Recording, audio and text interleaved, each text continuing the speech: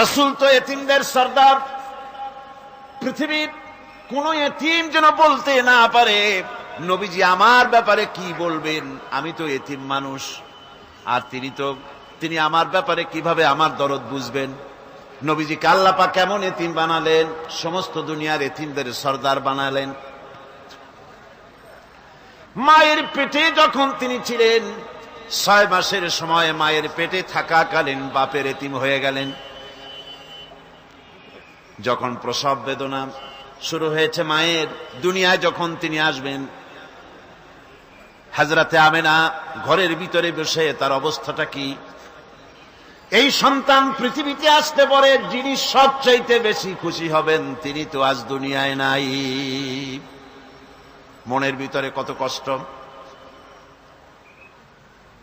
আল্লাহ রাব্বুল আলামিন তার হাবিবকে দুনিয়া আনলেন। রাসূলের দাদা ঘরের সামনে তাঁবুর সামনে দাঁড়ায়া তায়েফ থেকে আগত সাদিয়া গোত্রের লোকদেরকে বলতেছেন, এই ঘরের ভিতরে একটা এতিম বাচ্চা আছে, বেশি টাকা কড়ি দেওয়া যাবে না, যদি দয়া হয় নিয়ে যাও। গরিব মানুষ, এতিম মানুষ দেখে শুনে কেউ আর নিতে চায় না। সবশেষে এলেন ভাগ্যবতী মেয়ে, ভাগ্যবতী মহিলা হযরতে হালিমাতুস সাদিয়া। তিনি এসেছেন, কোনো ছেলে পেলে পায় নাই, সকলের শেষে তিনি এসেছেন। আব্দুল মুত্তালিব বলছেন, এই ঘরের মধ্যে একটা এতিম বাচ্চা আছে, দয়া হলে নিয়ে যেতে পারো।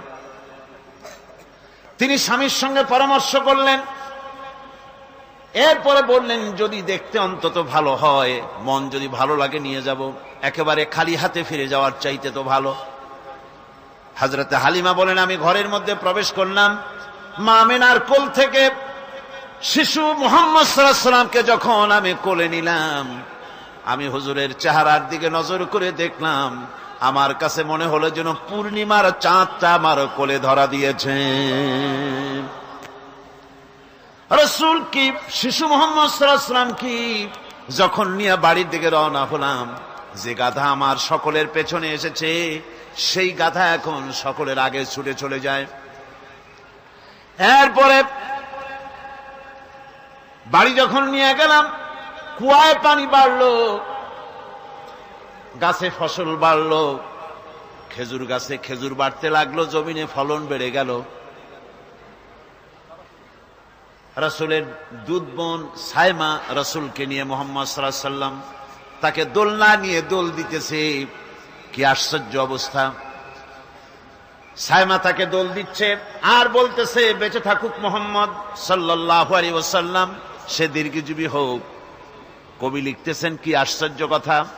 বেদুইন বালিকা কারে নিয়ে দোল দেয় সে কি তা জানে?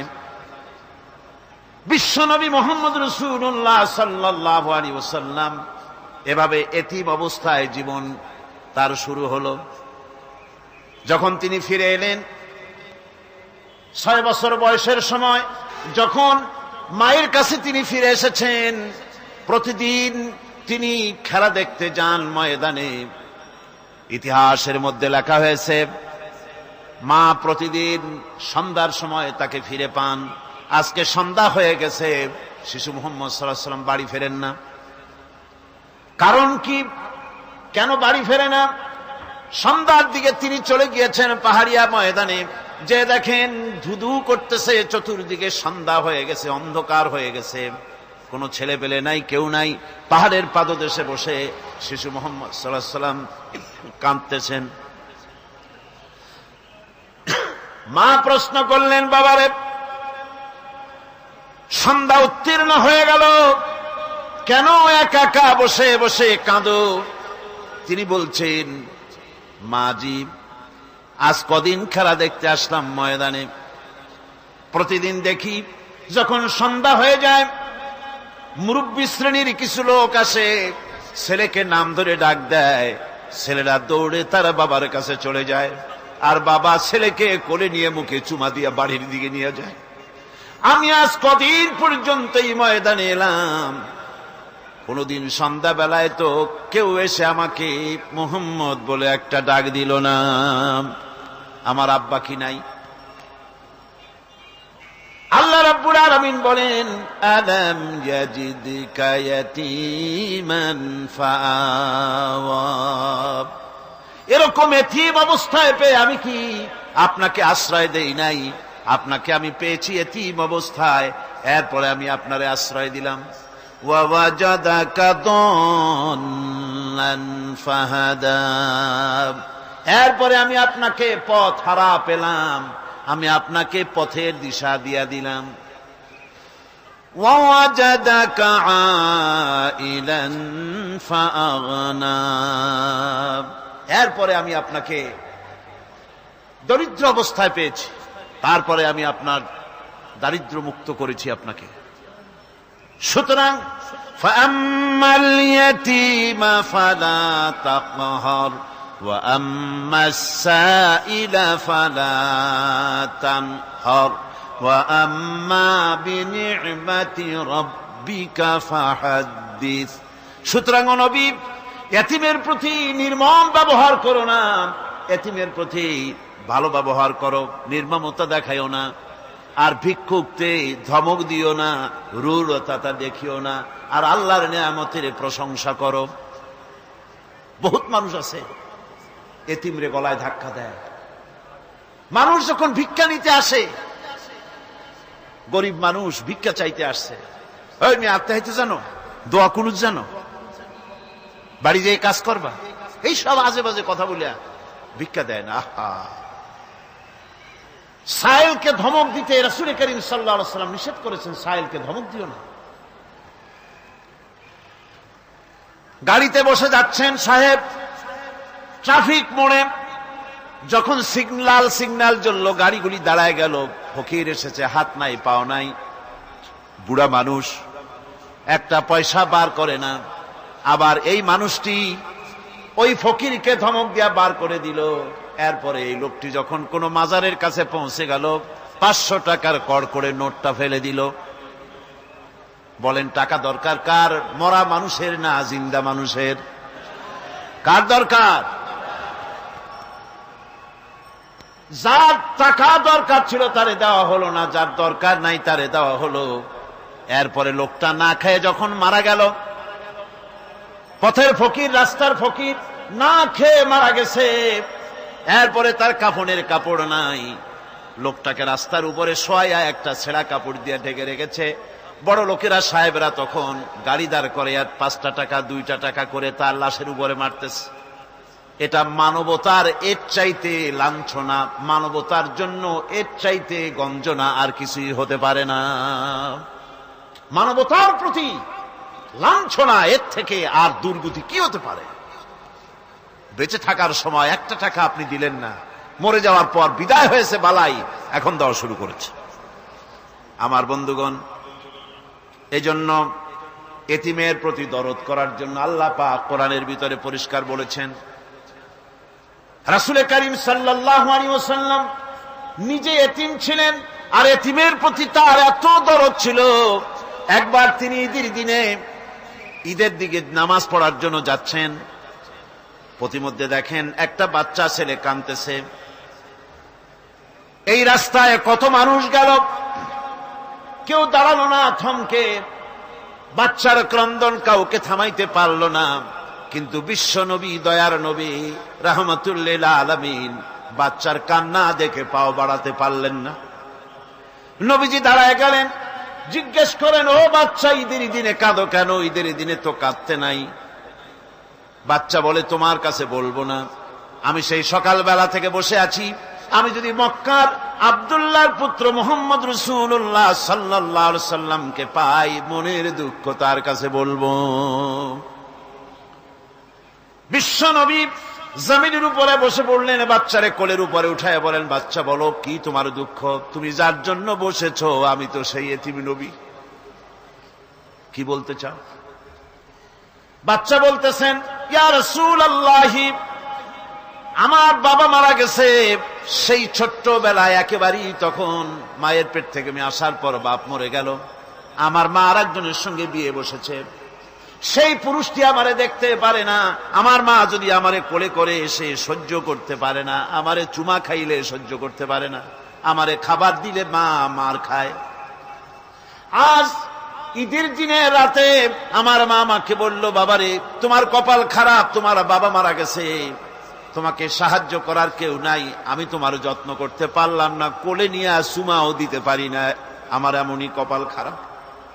সুতরাং এতিমের দরদ এতিম ছাড়া আর কেউ বুঝবে না। তুমি আজ চলে যাও, ওই রাস্তায়, ঈদের রাস্তায় দাঁড়ায় থাকো, মাঠের রাস্তার পাশে, বিশ্ব নবীর কাছে তোমার দুঃখ বলো, এতিমের দুঃখ তিনি বুঝবেন। আমি মায়ের কথা মতো এই জায়গায় এতক্ষণ বসে আছি, হুজুর আপনি দয়া করে, আমার কথা তো আপনার কাছে বললাম, আমার মনের এই দুঃখ।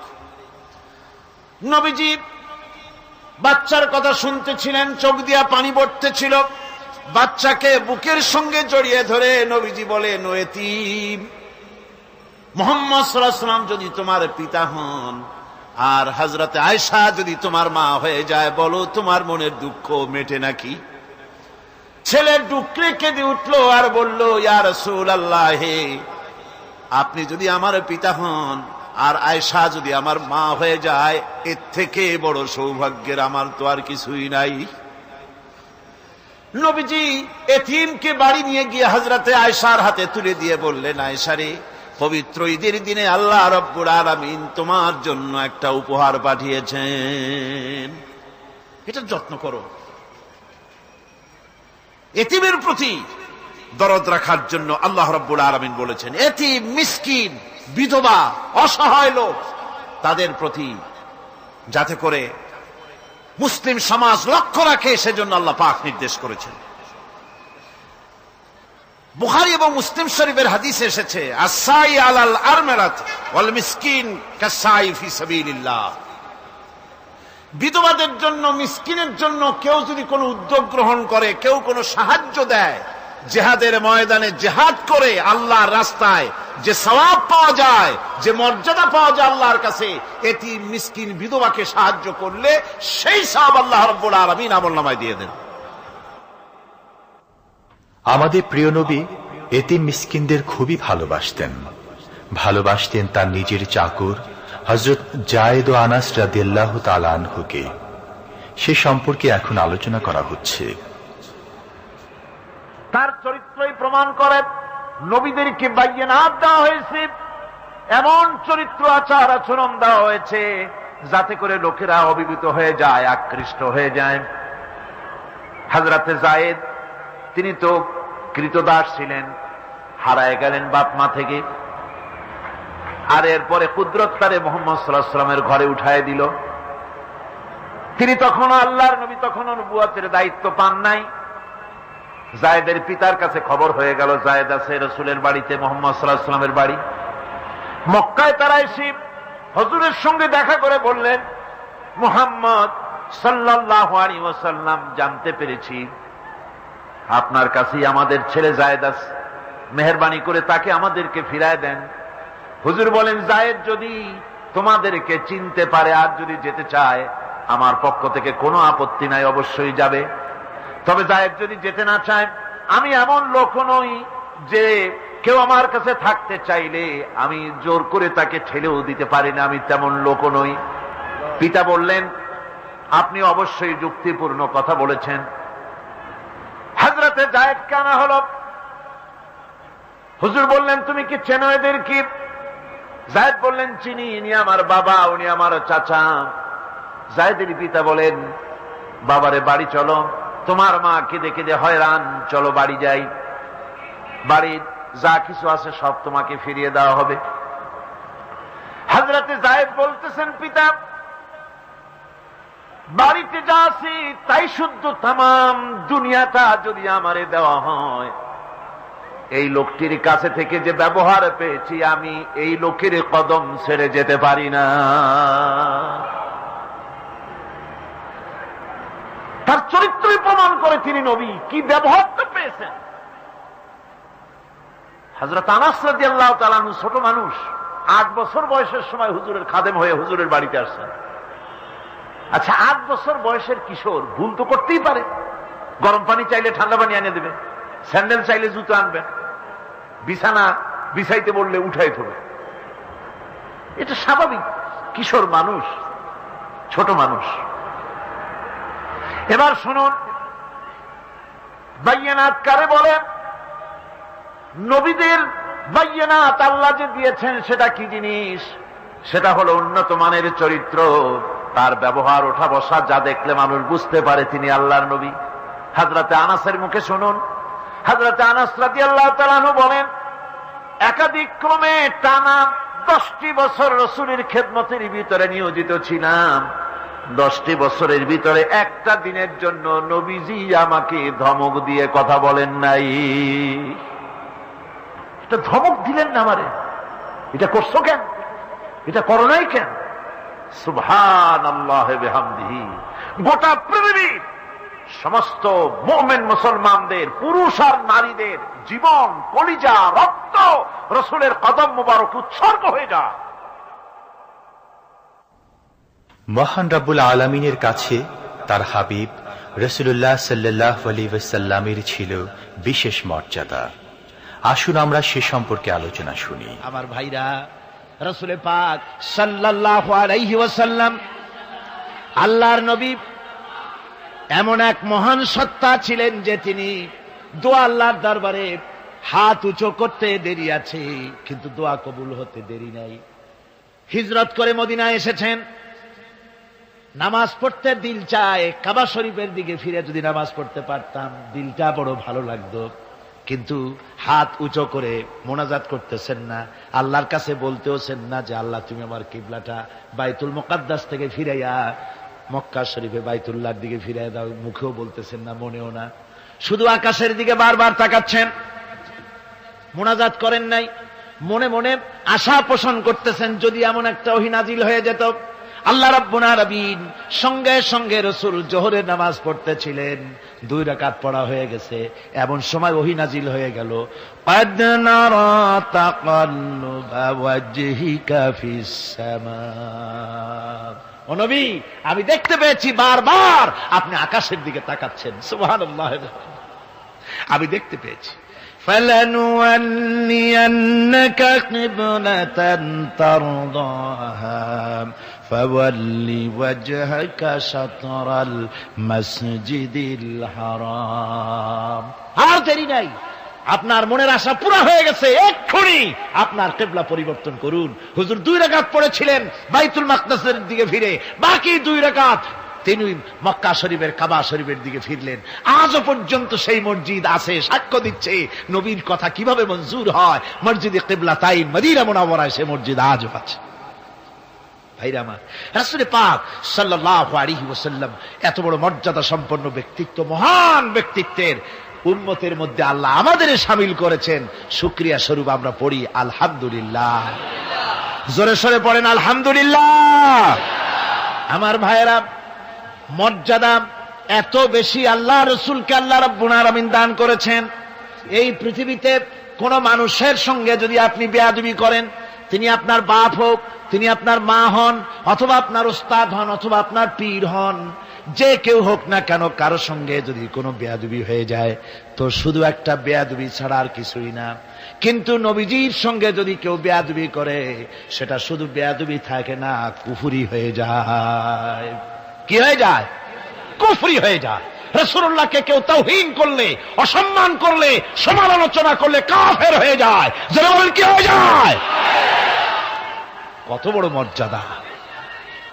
রাসূল পাক সাল্লাল্লাহু আলাইহি ওয়াসাল্লাম, তার সামনে সাহাবায়ে কেরাম বসা, হুজুর কথা বলছেন, সাহাবায়ে কেরাম তারাও কথা বলছেন। কথা বলতে বলতে এক পর্যায়ে সাহাবীদের গলার আওয়াজ বড় হয়ে গেছে, হুজুরের গলার আওয়াজ শোনা যায় না, সাহাবীদের গলার আওয়াজটা বড় হয়ে গেল।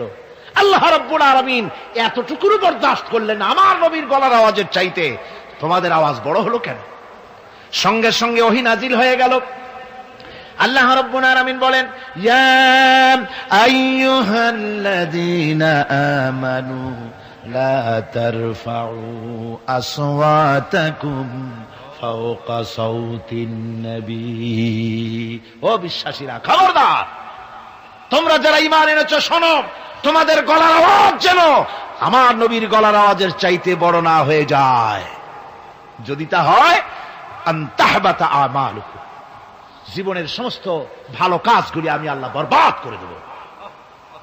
আজ পর্যন্ত এই আয়াতে কারিমা রাসূল পাক সাল্লাল্লাহু আলাইহি ওয়াসাল্লামের রওজায়ে আতহারের সামনে সবুজ সাইনবোর্ডের উপরে সোনার অক্ষর দিয়ে এই আয়াতে কারিমা লেখা রয়েছে। সুবহানাল্লাহ। সর্বকালের, সর্বযুগের সর্বশ্রেষ্ঠ মহামানব, সর্বশ্রেষ্ঠ বিশ্বনবী, আল্লাহর পরে যার মর্যাদা, তিনি হচ্ছেন মুহাম্মদ রাসূলুল্লাহ সাল্লাল্লাহু আলাইহি ওয়াসাল্লাম। রাসূলুল্লাহ সাল্লাল্লাহু আলাইহি ওয়াসাল্লামের প্রতি মহান আল্লাহর ভালোবাসার অন্যতম নিদর্শন হচ্ছে মেরাজ। এর মাধ্যমে আল্লাহ রাব্বুল আলামিন তার বন্ধুকে নিজের সান্নিধ্যে নিয়েছিলেন। এখন আমরা শুনব সেই মেরাজের কাহিনী। দুলির ধরা থেকে রাসূলকে আরশে আজিমে নিয়ে যাওয়া হবে। বোরাক এলো। বোরাক হচ্ছে বারকুন থেকে উৎপত্তি। এর অর্থ হচ্ছে বিজলি, বৈদ্যুতিক গতি সম্পন্ন, ঘোড়ার চাইতে ছোট, খচ্চরের চাইতে বড়, এই জাতীয় একটা প্রাণীর মতো হযরতে জিবরাইল নিয়ে আসলেন। আমাদের দেশে কারো কারো বাড়িতে আয়নায় বান্ধানো থাকে এই ছবিটা। ঘোড়া আছে, দুইটা ডানা আছে, মাথাটা মেয়ে লোকের মতো, চুলগুলো ঝুলে পড়ছে, নিচে লেখা আছে হাজা বুরাকুন নবী সাল্লাল্লাহু আলাইহি ওয়াসাল্লাম। আন্দাজে কোথায় পাইছে আল্লাহ, মিথ্যে কথা, বাজে কথা। আল্লাহ এরকম একটা মেয়ে লোক মার্কা ঘোড়া পাঠাইছিল হুজুরকে নেওয়ার জন্য, এটা কথা হইল। রাসূলকে মক্কা থেকে, উম্মে বাবে উম্মে হানি থেকে হুজুরকে বের করে নিয়ে যাওয়া হলো বাইতুল মাকদাসে। সমস্ত পয়গম্বর, দুনিয়া আল্লাহ যাদের পাঠিয়েছিলেন, সমস্ত রূহ উপস্থিত ছিল সেখানে।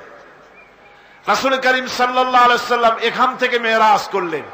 এতটুকু ছিল ইসরা। কোরআনে কারীম বলছে, আজকের কারি সাহেব যেখান থেকে তেলাওয়াত করেছিলেন, সুবহানাল্লাযী আসরা বিআবদিহি লাইলাম মিনাল মাসজিদিল হারামি ইলাল মাসজিদিল আকসা। সুবহানাল্লাযী, সমস্ত দুর্বলতা, অক্ষমতা থেকে মুক্ত সেই সত্তা যিনি তার বান্দাকে ইসরা করিয়েছেন, মেরাজ করিয়েছেন। সুবহানাল্লাহ। সমস্ত দুর্বলতা, অক্ষমতা থেকে মুক্ত তিনি পার করে নিয়ে গিয়েছেন। তারপরে মুহূর্তের ভিতরে মহাশূন্য পাড়ি দিয়ে, সেই মহাশূন্য মানে কি? এইখান থেকে সূর্য কত দূরে জানেন না? 9,30,00,000 মাইল দূরে এখান থেকে সূর্য।